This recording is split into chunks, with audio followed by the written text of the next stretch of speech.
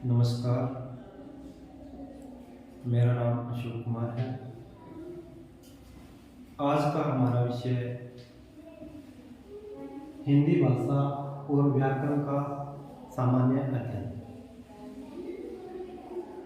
व्याकरण के अंदर बहुत सी चीज़ें हमने पढ़ी और हिंदी के अंदर भी हमने बहुत कुछ पढ़ा है, लेकिन सबसे पहले हम आज जो शुरुआत कर रहे हैं कि वो जो हिंदी शब्द है, हिंदी शब्द कहाँ से आया, इसकी उत्पत्ति कहाँ से हुई है, उसके बारे में हम डिस्कस करेंगे। उसके बाद हम भाषा के बारे में डिस्कस करेंगे, फिर व्याकरण के बारे में डिस्कस करेंगे। जो भी हमारा व्याकरण के अंदर आगे चाहे संधि है, समास है, अलंकार है, जो भी इसके अंदर हमारा टॉपिक होगा। हिंदी भाषा के अंदर जो हमारा हिंदी शब्द है उसकी बात कर रहे हैं हम कि हिंदी शब्द उत्पत्ति उसकी कहाँ से हुई। क्योंकि अगर हम देखें हिंदी शब्द की उत्पत्ति के बारे में सोचें तो ये कहीं ना कहीं हमें इसके बारे में अध्ययन करने से पता चलता है कि ये जो हिंदी शब्द है ईरानी भाषा से आया है। प्राचीन काल में ही क्या है कि जो भारत से होते हुए, जब भारत और पाकिस्तान का विभाजन नहीं हुआ था, तब प्राचीन काल में सिंधु नदी बहती थी और वो जो भारत और ईरान की सीमा का काम करती थी। ईरानी लोग उस समय, जैसे मैंने आपको यहाँ पर बता रखा है कि ईरानी भाषा के अंदर जो लोग हैं सै को है बोलते थे, तय और थे था उसको तय बोलते थे, और दै और धै को दै बोलते थे, और पै और थे को पै बोलते थे। तो जो सिंधु नदी थी, उस सिंधु नदी को वो सै का उच्चारण किससे करते थे? है से करते थे। सै की जगह सै को है बोलते थे, तो इसी सै की जगह क्या आया? है आया, और इसी के कारण क्या नाम पड़ा इसका? हिंदू। और धै को वो क्या बोलते थे? दै बोलते थे। सिंधु की जगह उनका उच्चारण था हिंदू, और हिंदू का मतलब क्या था कि जो सिंधु नदी है, उस नदी के उस पार वाले जो लोग थे, जो एक उस एरिया के अंदर जो लोग बसे थे, उन्हीं को उन्होंने कहा हिंदू कहा। और उसी से मतलब ईरानी भाषा से ये जो हिंदी शब्द की उत्पत्ति हुई है। हिंदी शब्द की उत्पत्ति जो हम इसमें कह सकते हैं पारसी भाषा या फारसी भाषा, क्योंकि ईरान के अंदर उस समय पारसी भाषाएं बोली जाती थी। पारसी भाषा को फारसी भाषा कहा जाता है, और ईरान का पुराना नाम भी पार्शिया होता था।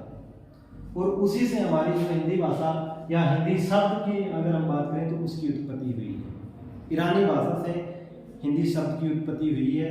ऐसा क्वेश्चन भी हमारा बन जाता है कि हिंदी शब्द की उत्पत्ति किससे हुई, तो हम वहाँ पर ये बता सकते हैं हिंदी शब्द की उत्पत्ति ईरानी भाषा से या फिर पारसी भाषा से या फारसी भाषा से हुई है।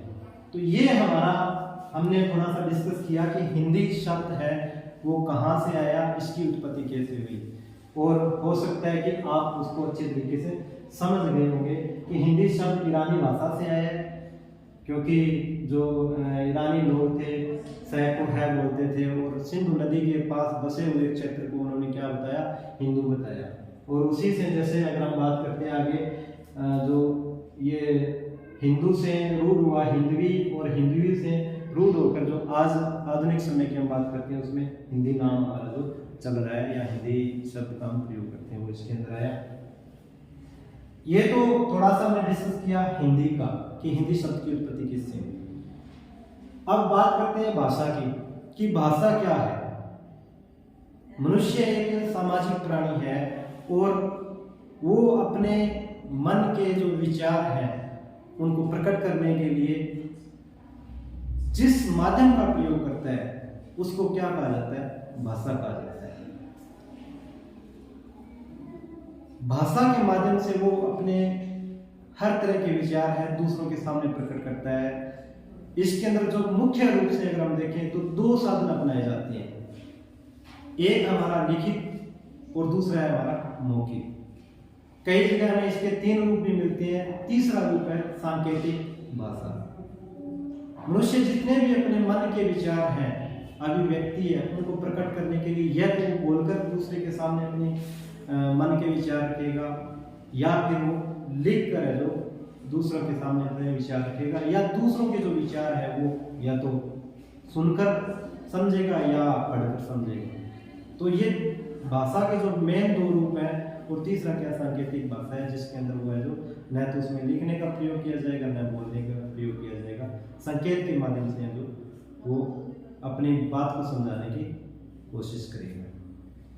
तो आज का हमारा ये जो टॉपिक था, हिंदी शब्द की उत्पत्ति किससे हुई, हम बात कर रहे थे। हमने आज समझा हिंदी शब्द की उत्पत्ति किससे हुई।